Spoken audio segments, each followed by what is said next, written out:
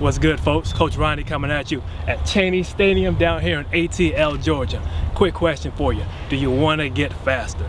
If you want to get faster, stick around. We have Coach Harvey with the Strength Coach Talk Show talking everything speed. So like I said, if you want to get faster, stick around. We'll see you in a minute.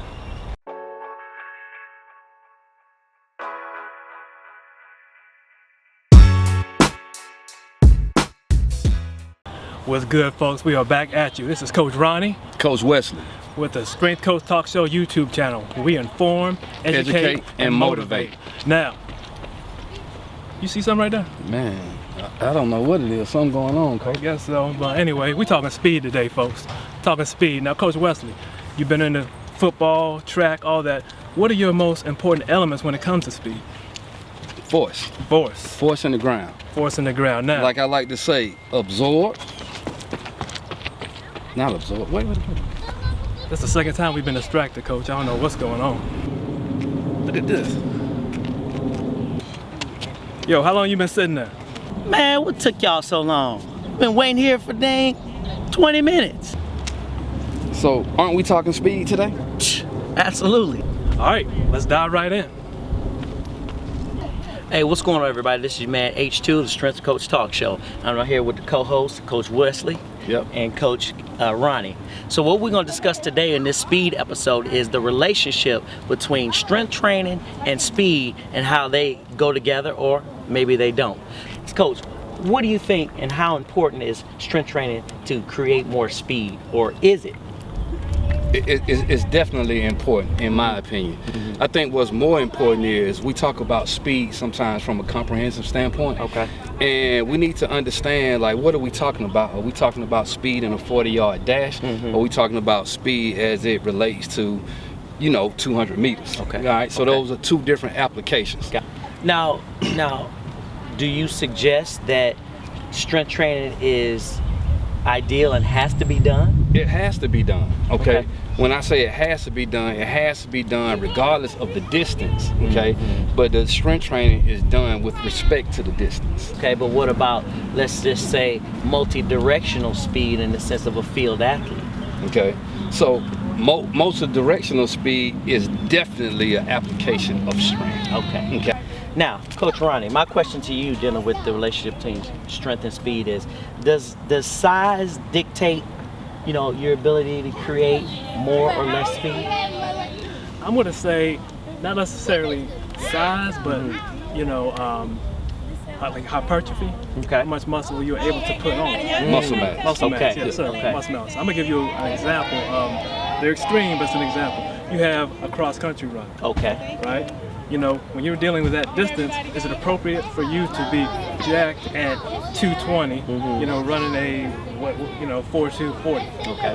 Okay. Cross-country runner has so much more distance to cover, mm-hmm. right?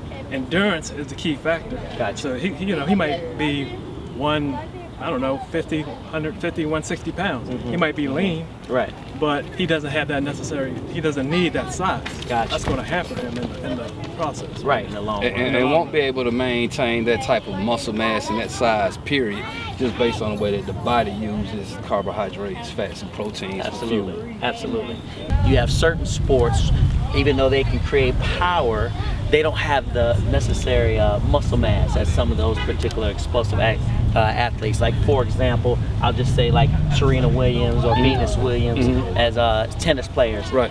They have, although Serena Williams is kind of like a prototype for the new modern tennis player, but most of the tennis players generally have leaner body types but create a lot of power in their swings and their explosive movement. So it's interesting that you say that, Coach. When we look at Serena Williams, okay, the scouting report on her is what? Like, if you was playing her, mm-hmm. her strength is what?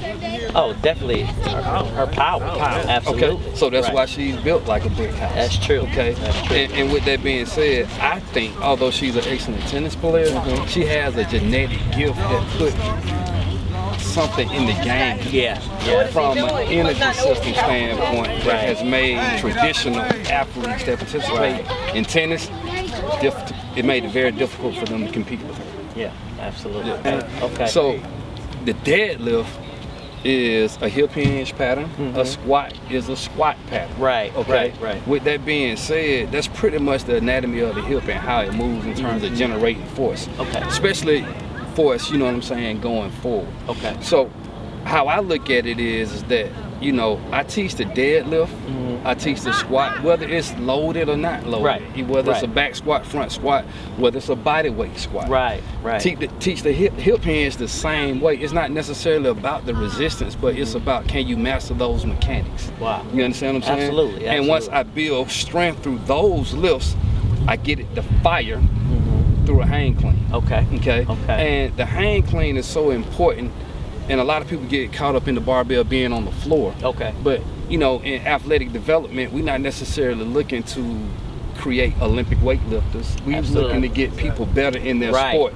So the whole phenomenon of the hip being able to sink, all right, that's a counter movement. Right. I load, I explode, then I catch it. Okay, so the hang clean is one of my favorite loaded plyometric exercises. Okay. That's what it is. Okay. All it is a jump with resistance. Gotcha. Okay. So Coach Ronnie, let me ask you this.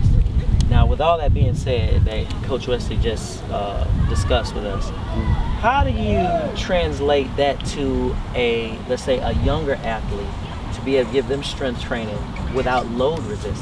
How do we deal with that? Well, I think that just goes back to basic movement patterns from day one. You know, we talk about providing resistance.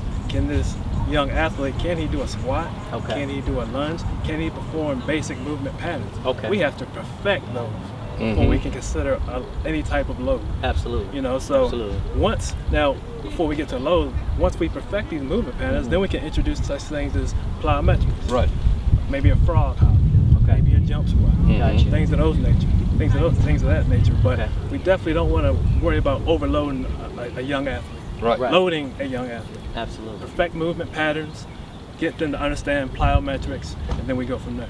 What we're going to do is we're going to end our segment today, and I'm going to give you guys 3 exercises and plyometric explosive movements that I use with my athletes, particularly track and other field athletes, that create a lot of explosive power. So if you just sit right back, be right back and show you these exercises. We're going to go into 3 different explosive movements that we can show you that you can work on at home to help increase explosive movements while increasing your strength. So the first thing we're going to do is talk about basic squats. Okay, so in a basic squat, you want to make sure that you are feet at least shoulder width apart, okay, and distribute your weight evenly as you begin to go into your hinge and your drop. Okay, so you want to make sure that you keep your lower extremity, your butt back behind you low, shoulders back, chest up, head elevated right in front. So that way when you go down, it's straight and you come back up. Okay, and make sure you concentrate on driving the hips forward as you come forward in your squat. The next movement pattern we're going to talk about is a lunge to plyo skip. Now this is a little bit of an advanced movement, but the main focus is to make sure that you can distribute your weight evenly, okay, on one side of your body to the other in a good lunge format. Okay, so we're going to do a forward lunge, shoulders back, head up, and from that movement of the lunge you explode right into a plyo skip. All right, so the third exercise we're going to do is wall runs. Now wall runs help us to be able to technically keep our body in line, 45 degrees, being able to accelerate with the proper foot strike, driving the knees up high and placing the feet back behind the hips.